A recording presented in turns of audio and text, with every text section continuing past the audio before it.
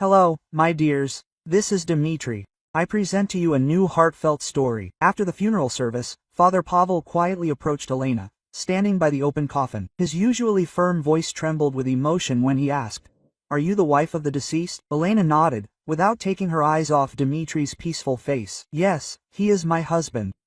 The priest looked back at the few people present in the church and said words that turned her world upside down. "Call the police immediately and do not let anyone out of the church." Elena felt the ground slipping from under her feet. Fragments of thoughts flashed through her head that the priest might have suffered from the stress of a long service. "What happened, Father Pavel?" "I don't understand," she whispered, clinging to the last hope that this was some kind of misunderstanding. The priest carefully took her hand and led her closer to the coffin. "Look at his right arm under the sleeve. You'll understand everything yourself," he said. And there was such confidence in his voice that Elena did not dare to object. With trembling fingers, she lifted the white cuff of Dmitri's shirt and saw something that made her heart stop. On the pale skin of his forearm, 2 dark punctures were visible, surrounded by barely noticeable bruises.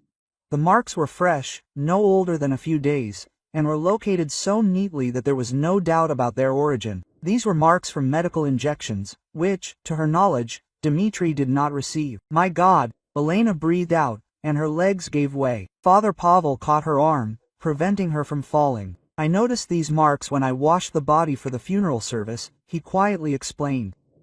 "At first I thought that these could be some kind of medical procedures, but then I remembered that you had spoken about sudden death in a dream." Igor and Svetlana, Dmitri's children from his first marriage, stood to the side and watched the proceedings with bewilderment. Svetlana was tense. "What's going on there? Why are you holding us back?" Her voice was sharp, with the usual notes of mistrust toward her stepmother. Igor silently approached the coffin. His face was tense and wary. Father Pavel silently pointed to the deceased's hand. Igor leaned over, carefully examined the marks, and straightened up abruptly. His face turned pale, and his eyes darted to Elena with an expression she could not decipher. "These are injection marks," he stated in the professional tone of a pharmacist. But her father had not received any injections, he had only taken pills. Svetlana came closer, and her face distorted with horror at the sight of the punctures. "This can't be," she whispered. "I kept track of his medications myself, bringing him pills every day. No one gave him injections." Quote, her gaze shifted between Elena and her brother. Suspicion and fear were visible in it. Father Pavel took out his mobile phone and handed it to Elena. "Call the police," he repeated firmly. "I can't allow the body to be buried until the truth comes out." His words sounded like a death sentence, destroying the last illusions about Dmitri's peaceful death. Elena dialed the emergency response number with trembling fingers. The dispatcher's voice seemed distant and unreal to her as she explained the situation. Suspected violent death. The words stuck in her throat. She couldn't believe she was saying them, talking about her husband. While they waited for the investigator to arrive, an oppressive silence reigned in the church. Igor nervously paced the rows, occasionally glancing at the coffin. Svetlana sat down on a bench and covered her face with her hands. Her shoulders shook with suppressed sobs. Elena stood next to Father Pavel, feeling like a stranger in this suddenly changed world. Half an hour later, Investigator Kravtsov, a middle-aged man with tired eyes and sitting temples. He introduced himself with restraint and immediately approached the coffin for inspection. His professional gaze lingered on the injection marks, and he took out a magnifying glass to examine them more closely. "Tell me about the last days of your husband's life," he turned to Elena. She had difficulty collecting her thoughts and began to tell how Dmitri went to bed on Wednesday evening, complaining of fatigue. In the morning she found him dead. He lay peacefully, as if he had simply not woken up. The doctor who came to certify the death saw nothing suspicious. Dr. Petrova, their family doctor, confirmed the naturalness of the death. Dmitri Sergeyevich had heart problems, she explained to the investigator. Ischemic heart disease, hypertension. At his age, sudden cardiac arrest in sleep is not uncommon, but now her words sounded completely different in light of the traces discovered. Kravtsov turned to Igor, who was standing to the side, clenching his fists. "Are you the son of the deceased?" "Yes, from his first marriage," he replied. "My father took only the medications prescribed by the cardiologist. I bought them myself at the pharmacy where I work. There were no injections in his treatment." Igor's voice sounded tense. He was clearly nervous under the investigator's close gaze. Svetlana raised her head and added, "I came to my father every day, helped him with the medications. He took the pills strictly on schedule, in the morning and in the evening. Nothing else." Her eyes were red from tears, but her voice sounded firm.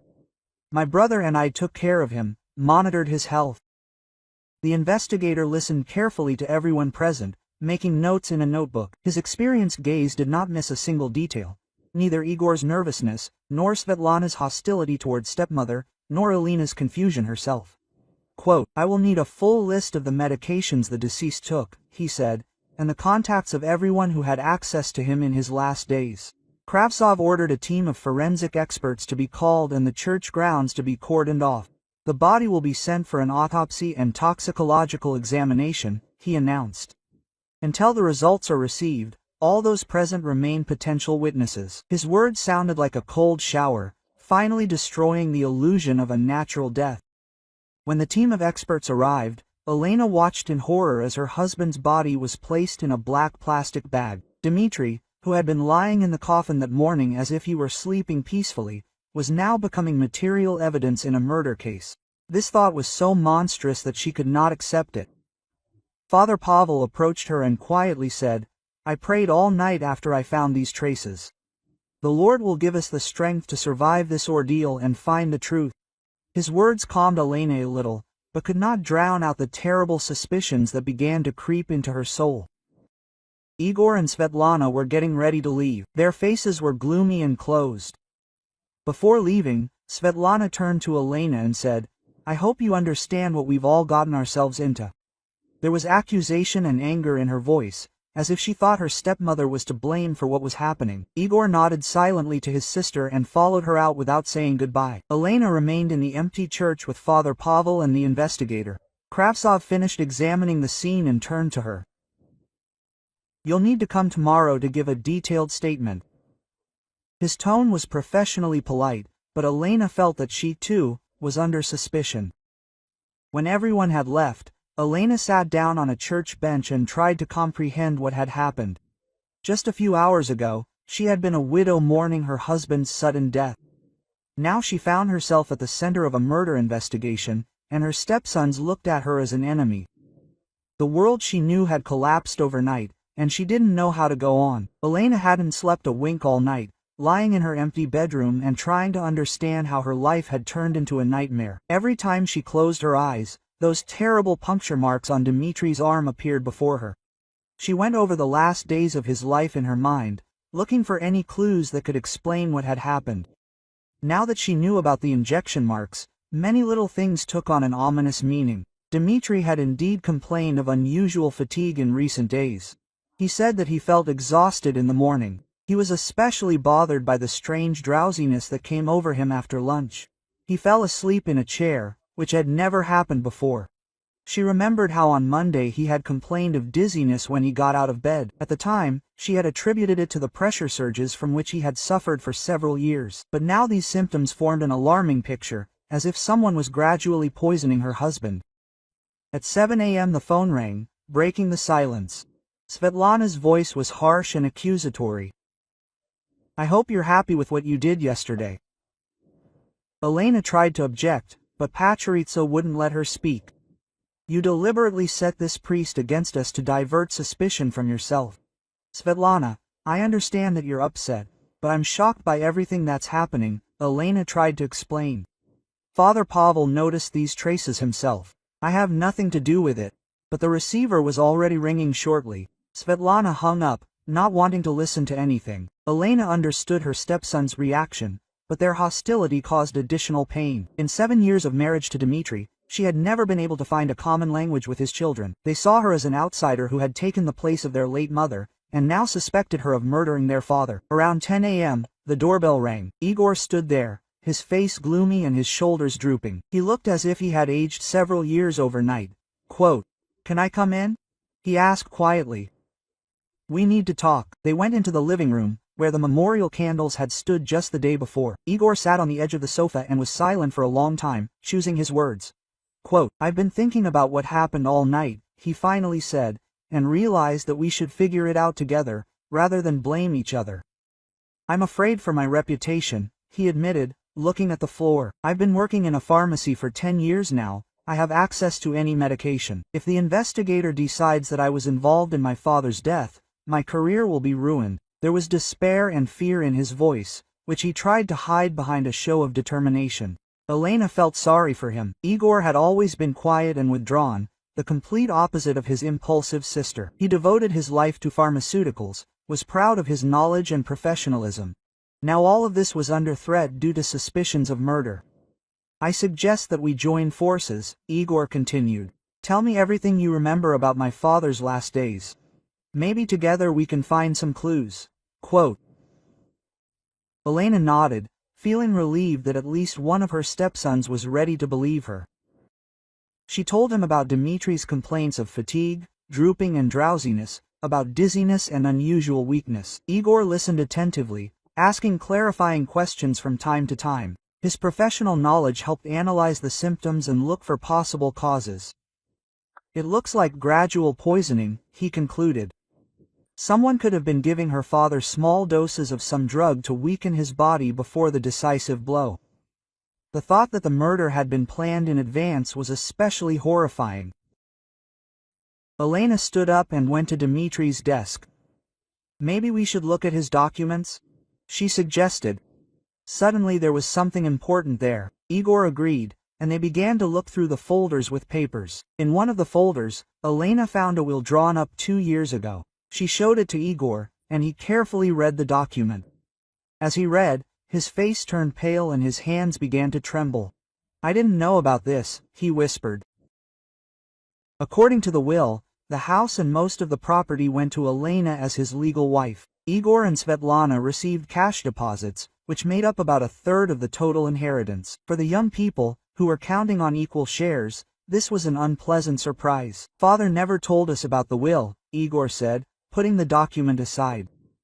"We thought that everything would be divided equally between the 3 heirs." There was bitterness in his voice, but not anger. He understood his father's right to dispose of his property at his own discretion. Elena felt awkward. She knew about the will, but considered it inappropriate to discuss it during her husband's lifetime. Now she understood that this secret could become an additional motive for suspicion.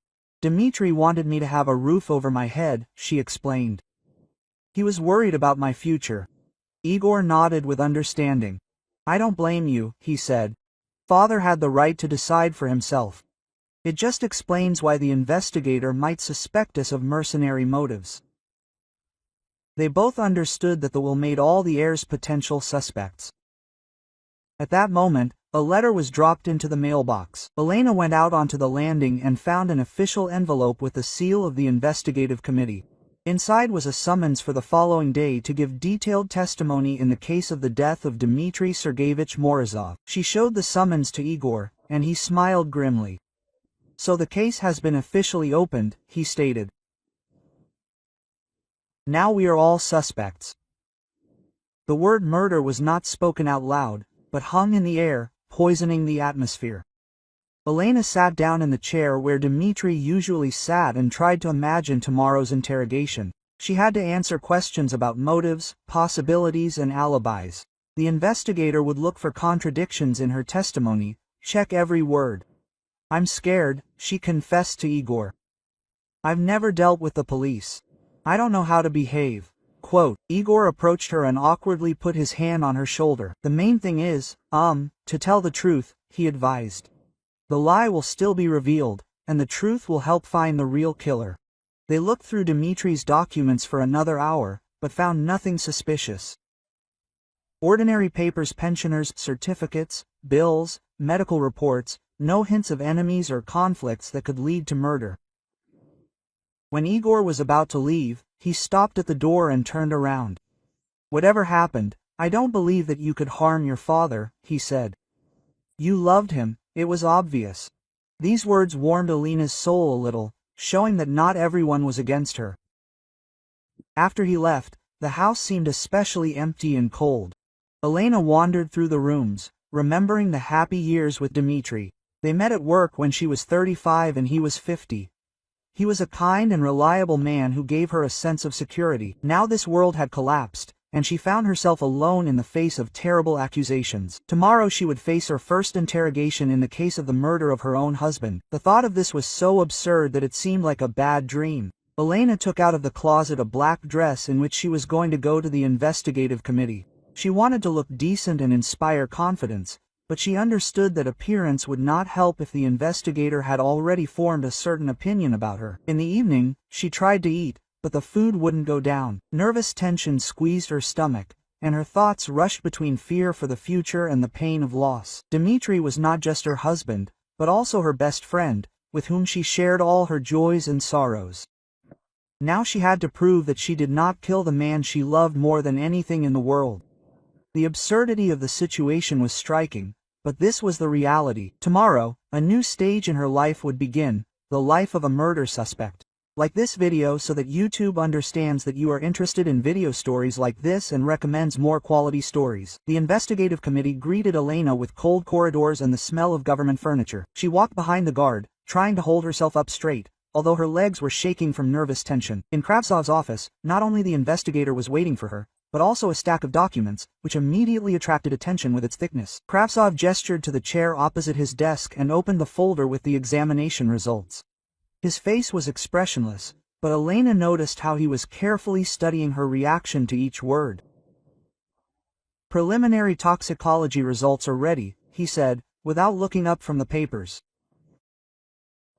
"Your husband's blood contained digoxin in a concentration 10 times higher than the therapeutic dose," the investigator continued. "Such a quantity of the drug inevitably leads to cardiac arrest." Elena felt the blood drain from her face. She had heard the name. Digoxin is used for heart failure, but in strictly controlled doses. Kravtsov showed her photographs of injection marks taken by experts.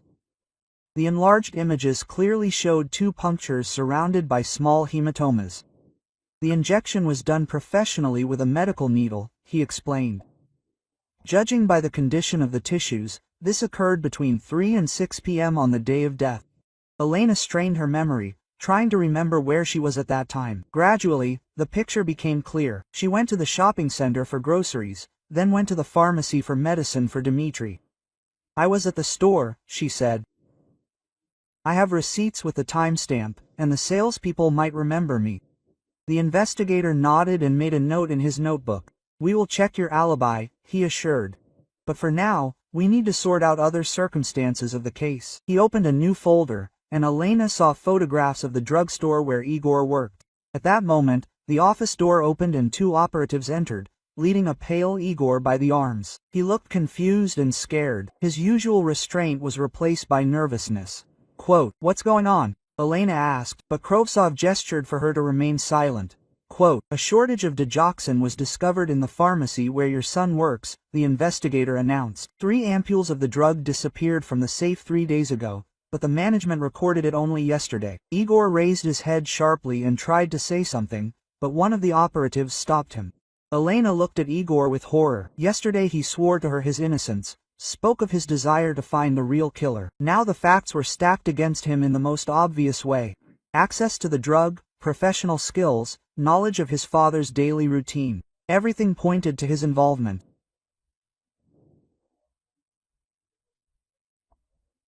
"Igor Dmitrievich, you are being detained to testify on suspicion of murder," Kravtsov said officially. Igor tried to meet Elena's eyes, but she turned away, unable to bear his gaze. Too many coincidences pointed to his guilt. When Igor was taken away, a woman's scream was heard in the corridor. Svetlana, having learned about her brother's arrest, fell into hysterics. Her voice echoed through the corridors of the investigative committee.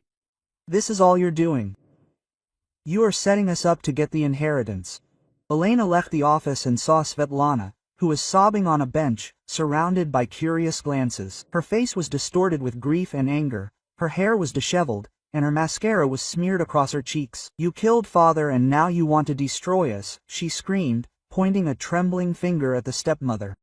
"Svetlana, calm down," Elena tried to cut her off, but the girl only burst into tears harder. Igor and I loved our father more than anything in the world. We would never harm him. Her words sounded sincere, but for the first time Elena realized the full depth of hatred that her sons felt for her. Kravtsov left the office and looked sternly at Svetlana. "Stop being hysterical," he said. "Your brother was detained on the basis of facts, not someone's machinations." He turned to Elena. "You also need to know something about motives." They returned to the office, where the investigator opened another folder. "We have studied the financial situation of your family," he began. It turned out that life insurance for the amount of 2 million rubles was issued in the name of the deceased. Elena nodded. She knew about this insurance. "Dmitry issued it 2 years ago. You are listed as the beneficiaries of the policy," Kravtsov continued. "This gives you a serious financial motive for the murder." The investigator's words sounded like a blow. Elena understood that the insurance really made her the main suspect, although she had not even thought about this money. Quote, "I did not know about the amount of the insurance amount," she tried to explain. "Dmitry issued everything himself. He only said that he wanted to provide for my future," but her words sounded unconvincing even to herself. 2 million rubles is a lot of money, capable of changing life. Kravtsov carefully studied her face, looking for signs of a lie. "In addition, according to the will, you receive the bulk of the deceased's property," he added. "The house, the dacha, the car. All this is valued at another 500,000. The total amount of the inheritance exceeded 3.5 million rubles." Elena felt the walls of the office move, squeezing her from all sides.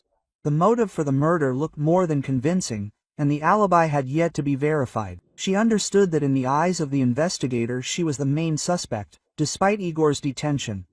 Quote, "You remain under suspicion," Kravtsov officially informed her. "Do not leave the city without permission and appear at the first request."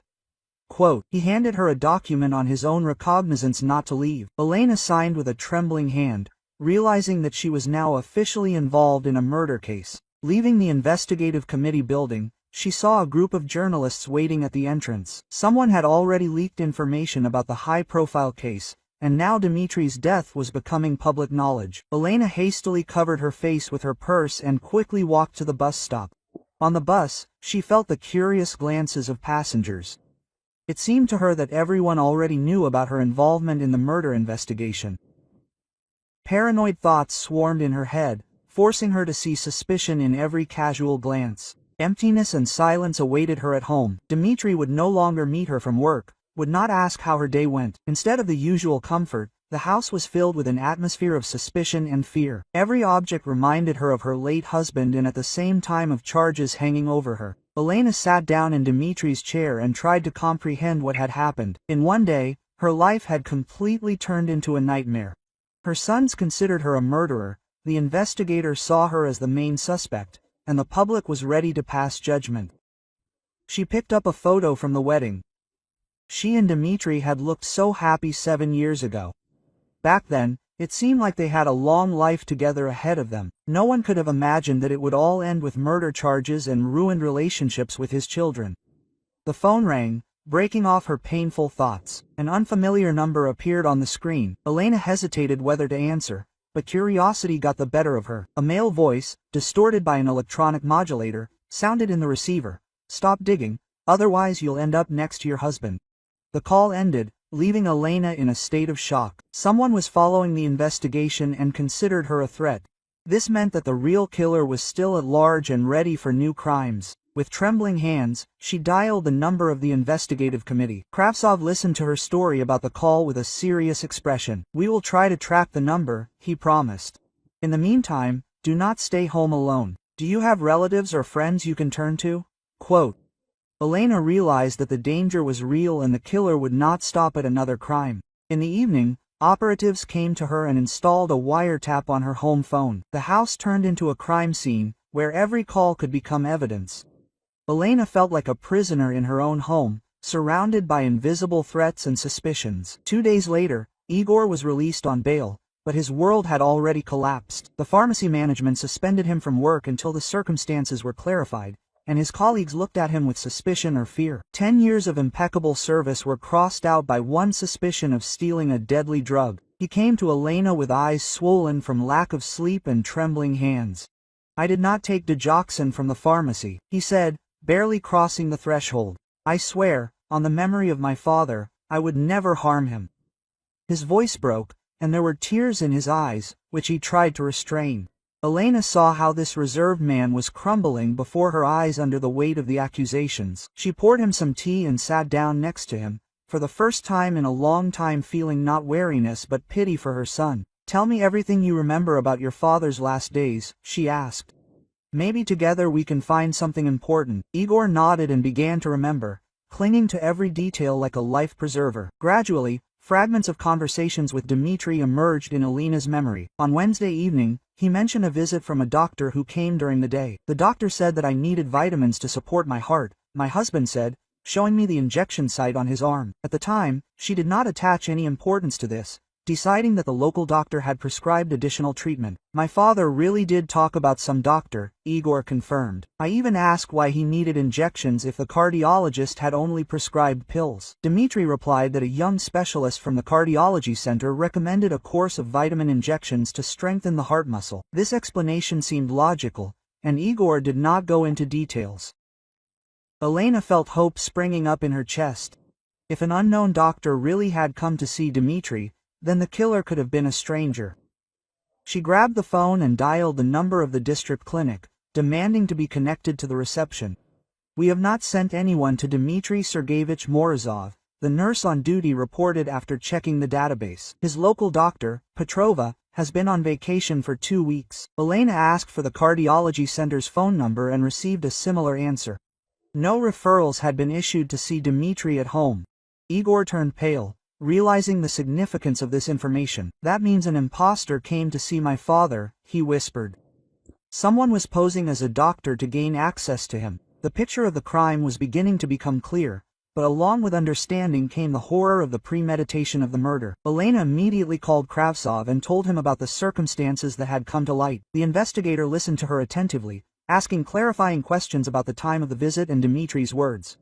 Quote, "This changes the case," he admitted. "We are starting a search for an unknown person posing as a doctor. But who could have known about the father's daily routine?" Igor wondered. Who studied his habits in such detail to choose the right moment for a visit? This question hung in the air, forcing them to think about the motives for the crime. The murder was clearly planned in advance and carefully. Svetlana arrived in the evening, having learned from her brother about the new circumstances of the case. Her hostility towards her stepmother was replaced by confusion and fear. Quote, "Dad really did talk about a doctor's visit," she confirmed. "But I thought it was a routine checkup and didn't ask any questions." She remembered that Dmitry had called the doctor young and pleasant to talk to.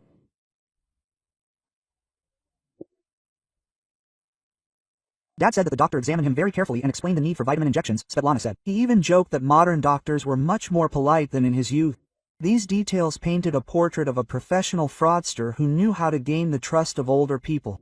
The killer not only had medical knowledge, but was also a good psychologist, able to convince the victim of the need for treatment.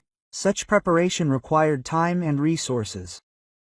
Kravtsov arrived at their home an hour after the call. He listened carefully to the testimony of all three, writing down every detail in a notebook. "We will check all medical institutions in the city," he promised. "Perhaps one of the employees noticed suspicious questions about your addresses or health condition." The investigator also ordered to question neighbors who could have seen the unknown doctor. "We need to make a composite sketch of the suspect," he explained. "Every detail of his appearance could be the key to his capture." Elena felt the weight of suspicion begin to fall from her shoulders. For the first time in several days, Igor looked hopeful. "So, I'm not the main suspect?" he asked the investigator. Kravtsov nodded. "The version with an outside killer seems more likely, but we will make final conclusions after checking all the facts." Svetlana approached Elena and awkwardly touched her hand. Quote, "Forgive me for those terrible words," she said quietly. "I was in shock and looking for someone to blame." Elena nodded with understanding. Grief makes people behave irrationally, look for simple explanations for complex tragedies. When the investigator left, The three of them sat down at the kitchen table where they had previously dined with Dmitri. The atmosphere in the house had changed. Instead of mutual suspicions, there was a sense of common misfortune. They were not enemies, but victims of something cruel. Who could hate my father so much? Svetlana thought out loud. He was a kind person. He did not offend anyone. Igor agreed with his sister. Dmitri led a quiet life of a pensioner, had no enemies or serious conflicts. The motive for the murder remained a mystery. Elena remembered the insurance and inheritance, which made her the main beneficiary. What if the killer wanted to frame me? She suggested, staging the murder so that suspicion would fall on the wife. This version explained the choice of digoxin and the professionalism of the injection. Igor thought about her words. Then the criminal must have known about the will and insurance, he concluded. This narrows the circle of suspects to people dedicated to family affairs. But which of their acquaintances could have such information and medical skills at the same time? Quote, they sat until late at night, going over possible motives and suspects. The list was depressingly short. Most of Dmitri's acquaintances were the same pensioners, incapable of such a sophisticated crime. The killer remained a ghost, without a face or a name. Before leaving, Svetlana hugged her stepmother for the first time in their 7-year relationship. We need to stick together, she said. Daddy wouldn't forgive us for having a fight at a time like this. Igor nodded, agreeing with his sister. Paradoxically, his father's death brought them closer together, forcing them to forget old grievances. Left alone, Elena felt a mixture of relief and anxiety. The version with an outside killer removed suspicion from the family, but meant that the criminal was still at large. Someone had carefully planned Dmitri's murder and could repeat their plan with other victims. She locked all the locks and checked the windows, feeling like a target of an invisible enemy. An anonymous threatening call showed that the killer was following the investigation and was ready for new crimes. The night promised to be long and disturbing. In the bedroom, Elena could not fall asleep for a long time, listening to every sound. The house, which had once been a refuge, now seemed like a trap. Somewhere in the city, a man was walking who had cold-bloodedly killed her husband and threatened her. Tomorrow was to continue search for the truth, but for now she remained defenseless against an unknown threat. If you like this story, subscribe to the channel so you don't miss new videos. The next morning, Kravtsov began to go around the neighbors, hoping to find witnesses to the visit of the mysterious doctor. First, Aunt Klava responded from the apartment opposite, an elderly woman who spent most of her time at the window, watching the life of the entrance. Her eyes lit up with interest when the investigator explained the purpose of the visit. Of course, I remember this doctor, she perked up, seating Kravtsov at the table and pouring tea. Young, so pleasant in a white coat, went up to Dmitri Sergeyevich on Wednesday at about 3 o'clock in the afternoon. She described the stranger's appearance in detail. Tall, slender, dark hair neatly styled, with a medical bag in his hands. Aunt Klava remembered that the doctor seemed unusually young to her for home visits. Usually experienced doctors visit old people, but this one was just a boy, she reasoned. But he greeted her politely when we met in the elevator. He said that he had been sent for a consultation by the cardiology center. The investigator asked her to remember as many details of his appearance as possible. The woman closed her eyes, trying to reconstruct the picture in her memory. About 20, maybe a little more. Dark eyes, straight nose. He spoke quietly, intelligently. These details would help to create a photo fit of the suspect. The janitor Semyonich, whom Kravtsov found in the yard, added important details. He saw the stranger leave the entrance about half an hour after the visit. He walked so quickly, in a hurry to get somewhere, the old man recalled. He got into a dark blue car, a foreign car. He did not make out the license plate, but he remembered the brand. Ford. Semyonich said that he paid attention to the car because it seemed too expensive for a local doctor. Quote, our doctors don't drive cars like that, he noted. He thought it was some private owner. He had rich clients. The car didn't stay at the entrance for long and left immediately after the driver appeared. Returning to Elena, Kravtsov asked her to examine Dmitri's personal belongings again.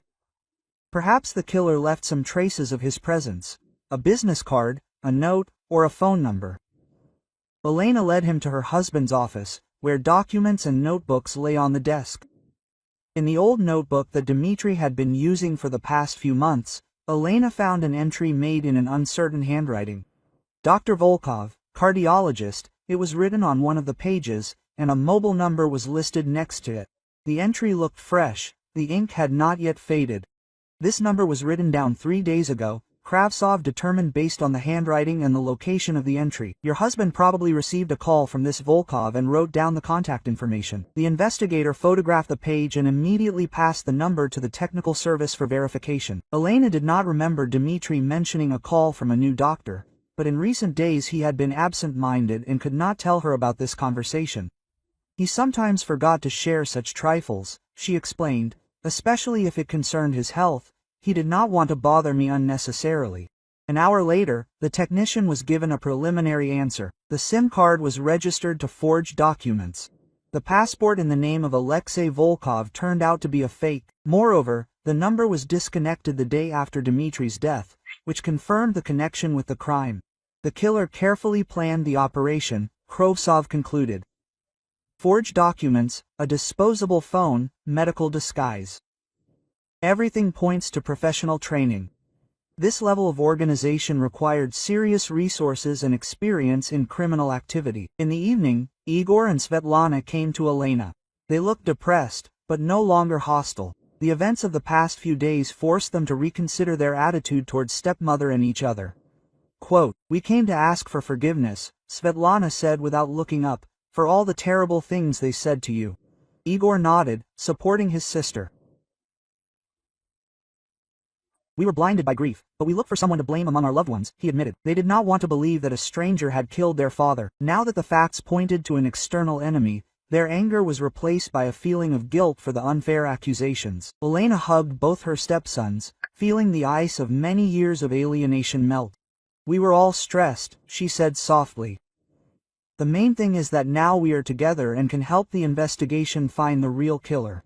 Their common misfortune united them more than years of formal kinship. They sat down at the table where they used to dine with Dmitry and tried to understand the motives for the crime. "Who could have planned my father's murder so carefully?" Igor wondered. "This is not a spontaneous crime, but a well-thought-out operation. The killer clearly knew the victim's habits and had access to medications." Svetlana remembered that in recent months, her father sometimes seemed anxious. "He received some letters that upset him," she said.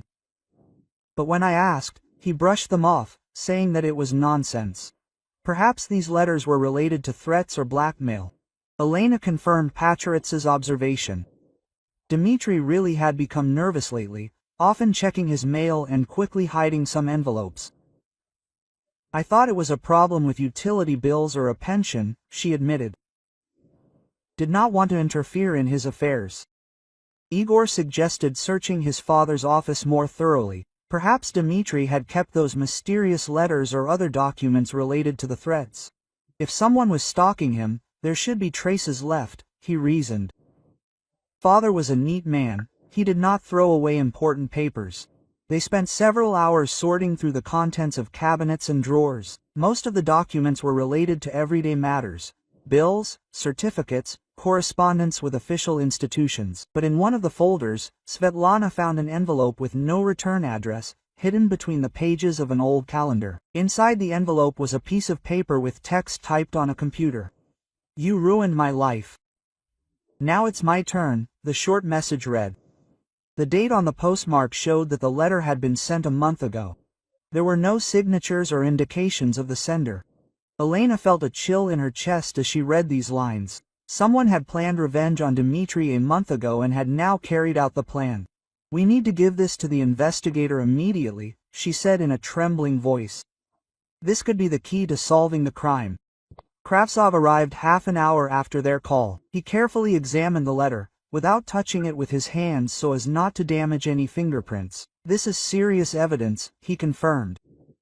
"We will check the paper, ink and printing method. Perhaps we will be able to establish where and when the message was made." The investigator also ordered a check of all the post offices in the area from which the letter could have been sent. CCTV cameras could have recorded the sender if he had not taken additional precautions. "The killer is starting to leave traces," Kravtsov noted. "This is a good sign for the investigation."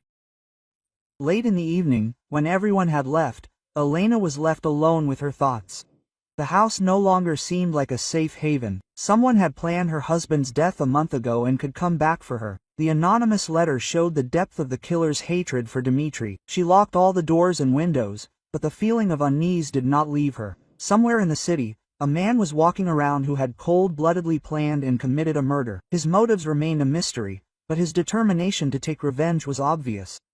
Elena understood that as long as the killer was free, none of Dmitri's loved ones could feel safe. The phone rang around midnight, making her jump in surprise. The same unfamiliar number appeared on the screen as last time. Elena hesitated whether to answer, but curiosity and the hope of hearing something important made her pick up the phone. "You didn't listen to the warning?" The same distorted voice rang. Continuing to dig. "That was a mistake." Quote. The call ended, leaving Elena in a state of panic. The killer had been monitoring the investigation and knew about the letter they had found. This meant that he was much closer than she thought. I recommend listening to these two stories that you see on the screen. I am sure that you will like them, and in the comments to this video you will find a link to a selection of the best stories from all over the internet. Thank you for watching. In the morning, Kravtsov called Elena with important news. The operatives analyzed the recordings of city surveillance cameras and found a dark blue Ford, which left the area on the day of the murder. "We found the car," the investigator said. The car was abandoned on the outskirts of the city in an industrial area. The license plates turned out to be fake, as we assumed. Elena felt a surge of hope. Each new piece of evidence brought her closer to solving the mystery. Kravtsov explained that the car was discovered only yesterday because it was parked in an abandoned garage between warehouses. Local residents rarely went to that part of the area, so the car could have stood there for weeks unnoticed. "Criminalists are already working on the car," the investigator continued. "A preliminary examination revealed interesting results. A medical bag with drug residue was found in the trunk." Elena squeezed the phone tighter. This was the first piece of material evidence directly linking the killer to the crime. An hour later, Kravtsov arrived at her home with a detailed expert report. 3 empty ampules of Dexin and several disposable syringes were found in the medical bag. "The serial numbers of the ampules match the batch stolen from the pharmacy where your son works," he explained. This finally removes suspicion from Igor. He was a victim of theft, not an accomplice. A more important discovery was a dark blonde hair found on the headrest of the driver's seat. "The killer carefully erased the fingerprints," Kravtsov said. "But he did not notice several hairs. DNA analysis will help identify the criminal if he is in the database." Elena understood that this could be a decisive piece of evidence. A receipt from a pharmacy kiosk, dated the day of the murder, was also found in the car.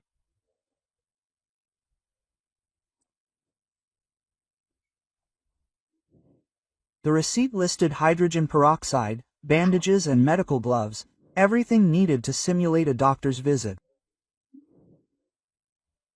"The killer bought these things 2 hours before visiting your husband," the investigator clarified. While they were discussing the finds, Elena's phone rang. An unfamiliar number appeared on the screen, and she instinctively tensed, remembering the previous threats. Kravtsov gestured for her to answer. The technicians had already connected the equipment to track the call. Quote, "Stop digging, otherwise you will lie next to your husband," a familiar distorted voice sounded.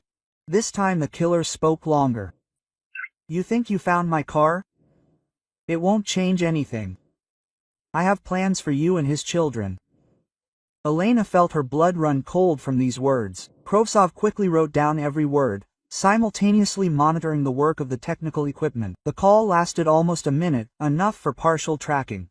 Quote, "He's calling from a new number," the technician reported, but the signal was coming from the city center, the shopping center area. This narrowed the search area. After the call, the investigator decided to install round-the-clock security. "The threats have become specific," he explained.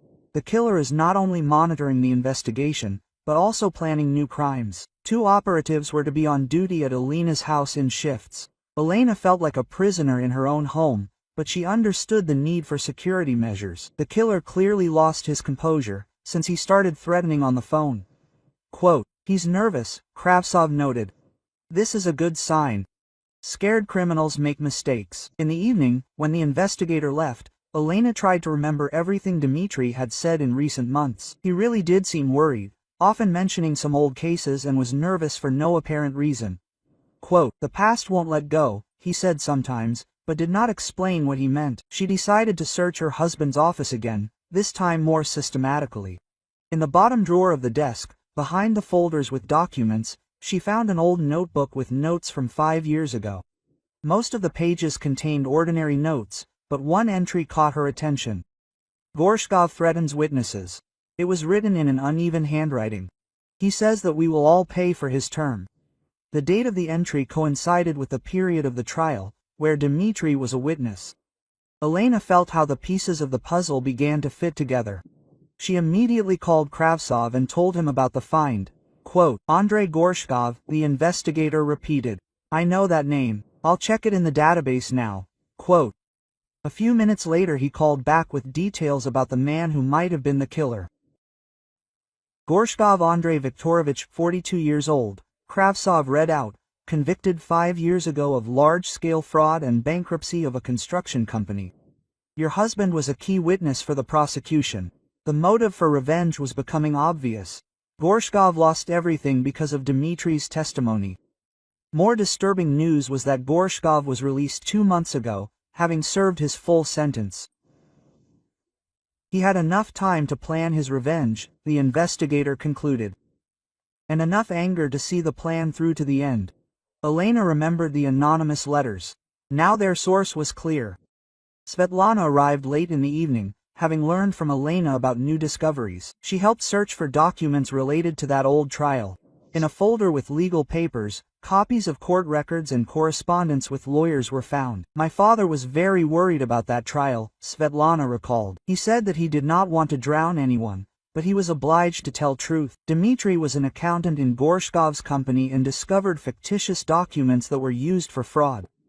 His testimony became the basis for the guilty verdict. From the documents it became clear that Gorshkov lost not only his business, but also his family. His wife filed for divorce during the investigation, taking the children. The house and property were confiscated to pay damages to the victims. 5 years in prison and a complete destruction of life, Svetlana summed up. It is not surprising that he was thirsty for a place. Kravtsov organized an urgent search for Gorshkov at all known addresses, but it turned out that after his release he was not officially registered anywhere.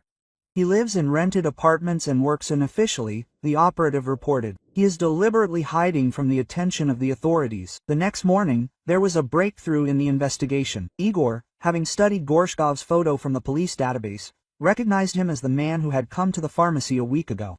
He asked about digoxin and introduced himself as a medical student. Igor told the story. He said that he was writing a term paper on heart medications. He had studied the properties of the drug in advance, Kravtsov realized. He found out the dosages, methods of administration, side effects. This explains the professionalism of the murder. Gorshkov not only stole digoxin, but also studied in detail how to use it to simulate natural death. Igor remembered another detail. Gorshkov was interested in whether it was possible to buy medical syringes without a prescription. I explained that disposable syringes are sold freely, he said. At the time, it seemed like ordinary student curiosity. Now each question acquired a sinister meaning. The operatives began checking all medical stores cities where Gorshkov could buy syringes and other accessories. CCTV cameras at some points could have recorded his visits. We're narrowing the circle, Kravtsov assured. We'll find his hideout soon. But Gorshkov got ahead of the police. In the evening, Elena received an SMS from an unknown number. Let's meet today at 10 p.m. at the cemetery near my husband's grave. Come alone, otherwise your sons will suffer. Quote, the message was signed. And Gorshkov. The killer decided to finish what he started. Elena immediately showed the message to the guards, who passed it on to Kravtsov. The investigator categorically forbade her to meet him. It's a trap, he warned. Gorshkov had lost his mind from thirst for the place. He was capable of anything, but Elena understood that the threat to her stepsons was real. Kravtsov organized an operation to detain Gorshkov at the cemetery. Snipers took up positions. Operatives surrounded the area. We will take him alive, the investigator promised. But Elena felt that the outcome would not be so simple. Gorshkov had been planning this revenge for 5 years and would not give up without a fight. The appointed meeting was approaching, and Elena was rushing around the house under the protection of operatives. Somewhere in the cemetery, the man who had killed Dmitri and now wanted to kill her was waiting for her. The final fight was inevitable, and its outcome remained unpredictable. Kravtsov spent the whole night in the archives, studying the case of Andrei Gorshkov from 5 years ago. The trial materials revealed the scale of the fraud and Dmitri's role as a key witness. Gorshkov was released from prison 2 months ago, the investigator told Elena. He served his full sentence this morning. No benefits for good behavior. He had been thinking about his place for 5 years. It became clear from the documents that Dmitri's testimony had been decisive in the case. As the chief accountant of a construction company, he had discovered fictitious documents and reported them to the prosecutor's office. Your husband was an honest man, Kravtsov said, but his honesty ruined the life of Gorshkov and his family. The investigator read out the details of the sentence: confiscation of property, divorce from his wife, deprivation of parental rights. Gorshkov lost not only his business, but also his children, whom his wife had taken to another city. 5 years in prison had given him enough time to cultivate hatred, Kravtsov concluded, and to plan the perfect revenge. Elena listened to these details with growing horror. She understood that Dmitri had done the right thing by reporting the fraud, but the price of his honesty had been too high. He had never told me about threats, she admitted. Probably, he didn't want to scare me. Now this secrecy has cost him his life. Kravtsov showed her a photo of Gorshkov from the prison file. A middle-aged man with stern features and cold eyes. He has changed in 5 years of imprisonment, the investigator explained. He became thinner, tougher. Prison made a different person out of him. Elena tried to imagine how this man gained her husband's trust, pretending to be a caring doctor. The folder with the case materials contained letters that Gorshkov wrote from prison. Most of them were addressed to his wife, begging her not to get a divorce and not to deprive him of their children. She did not answer the letters, Kravtsov said. Filed for divorce 6 months after the verdict. This finally broke his psyche. Gorshkov's last letters were full of anger and plans together. He described in detail how he would punish everyone who ruined his life. Dmitri Morozov is first on the list, the investigator quoted. He will pay for every day of my imprisonment. These lines were written 3 years ago, showing how long the murder plan had been brewing. Elena remembered the strange letters Dmitri had received in recent months. Now she understood their source. Gorshkov was preparing the ground for revenge by intimidating the victim. Where are these letters? Kravtsov asked. We need to compare the handwriting and find other evidence.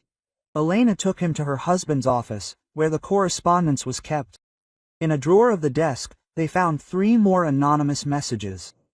You ruined my life, now it's my turn, one of them read. Soon you will understand what it is to lose everything, was written in another. The third letter contained a specific threat. I know where you live. I know your daily routine. Get ready. The handwriting examination confirmed that all the letters were written by one person.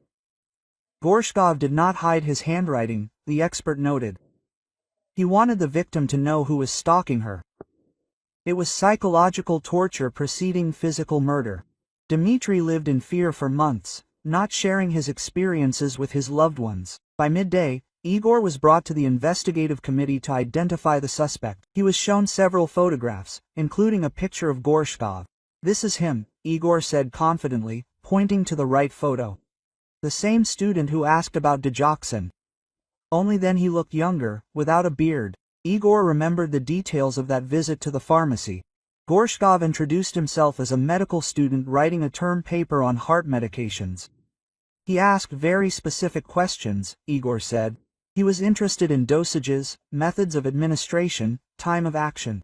I thought he was really studying pharmacology. He was not studying pharmacology, but methods of murder, Kravtsov noted gloomily. Each question was part of the crime plan. Gorshkov conducted reconnaissance not only in the pharmacy, but also in other places. He studied Dmitri's daily routine, the layout of the house, the family's habits. The murder had been planned for months. The detectives went to Gorshkov's last known address, a rented apartment in the old part of the city.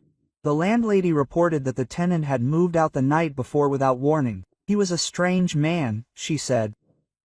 Quiet, withdrawn, he hardly left his room, only went for groceries. In the apartment, they found traces of careful preparation for the crime. On the table lay medical reference books, printouts on the effects of digoxin, a diagram of Dmitri's house. He studied the victim like a scientist studies a test subject, one of the detectives said. Every detail was thought out in advance. A more sinister find was a list of names of other witnesses in the case from 5 years ago. Dmitri's name was crossed out with a red pen, and the rest remained untouched. He has a plan for the place and other people, Kravtsov realized. Dmitri was only the first victim. The investigator immediately organized protection for the remaining witnesses. Scraps of letters from Gorshkov's ex-wife were found in the trash. She categorically refused to restore their relationship and forbade him from seeing his children. "You destroyed our family with your greed," she wrote. "Don't you dare look for us anymore." These lines explain the depth of Gorshkov's despair and anger. By evening, technicians had tracked down a new phone number from which the threats had been made. The SIM card had been purchased with forged documents in a shopping center. CCTV cameras recorded the buyer. It was Gorshkov, but wearing a wig and a false mustache. He thought through even such details, Kravtsov noted. An analysis of telephone towers showed that the last call had come from the area of the old cemetery. "He's hiding somewhere nearby," the investigator suggested. "Perhaps in abandoned buildings or crypts." The cemetery was large, with many secluded places where the criminal could have hidden. Late in the evening, Elena received the final message from Gorshkov. "Meet me today at 10 p.m. at the cemetery by my husband's grave. Come alone, otherwise your sons will suffer." The signature left no doubt about the authorship. And Gorshkov, the killer, decided to finish his revenge personally. Kravtsov categorically forbade Elena to go forward. "This is a trap," he warned. Gorshkov had lost his mind from the thirst for revenge. "He will kill you without hesitation." But the threat against Igor and Svetlana made the situation critical. Elena understood that Gorshkov was capable of carrying out his threats. The investigator organized an operation to detain the criminal at the cemetery. Snipers took up positions on the hills. Operatives surrounded the area. "We will take him alive," Kravtsov assured. "But be prepared for any developments. Gorshkov is cornered and may resort to desperate measures." Quote, Elena was sitting at home under guard, but her thoughts were at the cemetery. In an hour, the final meeting with her husband's killer was to take place there. The man who had been hatching plans for revenge for 5 years would finally emerge from the shadows. The outcome of this meeting would determine whether the nightmare would end or continue with new victims. Igor and Svetlana came to their stepmother after learning about the threats against them. They were scared, but determined to support Elena at this critical moment. "We will not let him destroy what is left of our family," Svetlana said. For the first time in many years, they truly felt like a single family, united by a common misfortune. The time was approaching the appointed meeting, and the tension was growing with every minute. Somewhere in the darkness of the cemetery, a man obsessed with a thirst for revenge was hiding. 5 years in prison and a lost life turned him into a killing machine. Tonight, the fate of all participants in this tragedy was to be decided.